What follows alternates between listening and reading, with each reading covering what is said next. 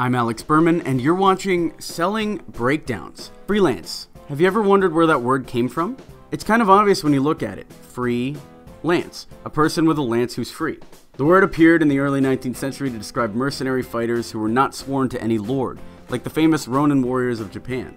And you know what? The concept hasn't really changed over the centuries. In feudal times, mercenary armies were called on for three main reasons. 1, you didn't have an army.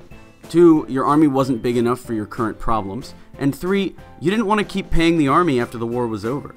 Change those warriors for IT technicians or copywriters, and the needs and motivations are almost exactly the same. Today we're going to look at the brief history of outsourcing and freelance, and then look at one of the biggest freelance sites today, Upwork, to see how the system operates in the modern world. Freelance and outsourcing have been a part of business for centuries, and not just on the battlefield. After the Japanese Revolution in 1968, foreigners were paid to come and train the new workforce in industrial techniques. By 1914 in Russia, 90% of mining and 100% of oil extraction was foreign-owned, since the country didn't have the knowledge or the equipment to exploit those resources. But for the most part, businesses and governments preferred to train their own people so they could control the quality and cost of the work being done. It wasn't until the 1970s and the technological revolution of the 20th century that a global workforce became a viable option. When the Chinese recently opened up again to global trade, companies realized that they could get their products manufactured far cheaper over there than to use modern logistics and communication to get the goods shipped where they needed to go. But by the end of the 1980s, it wasn't just manufacturing. Western businesses saw the cost benefit of using cheaper developing markets as a labor force for HR, IT, and accounting, especially as the education level in countries like India began to rise. Without a doubt, the internet has been the main driving force behind modern freelancing and outsourcing, since instant communication and remote collaboration has removed the limit on what can and can't be done by a freelance worker. So where are we today? Well, this might be surprising, but over 35% of the US workforce is now freelance, and they pull in over $1 trillion of work every year, with the figure rising constantly. And it's in more areas than you think.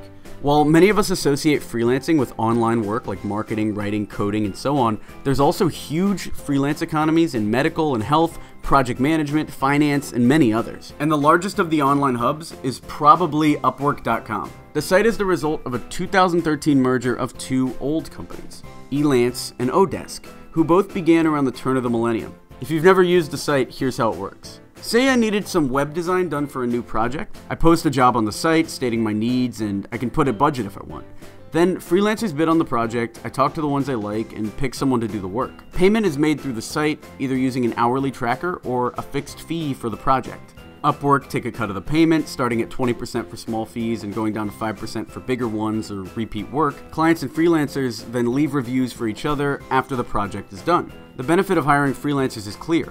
You get expertise when you need it, without having to bear the huge cost of hiring a new employee who you might not need all the time. But what about for the freelancers themselves? Is this a beneficial setup? It can be, for sure.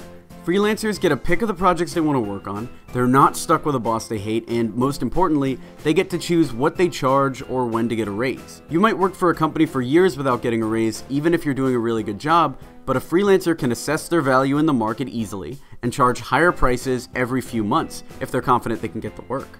Obviously, they lack security in healthcare and the benefits of having a working space and the equipment provided. However, since the crash in 2007, do we really think of company jobs as that safe anymore?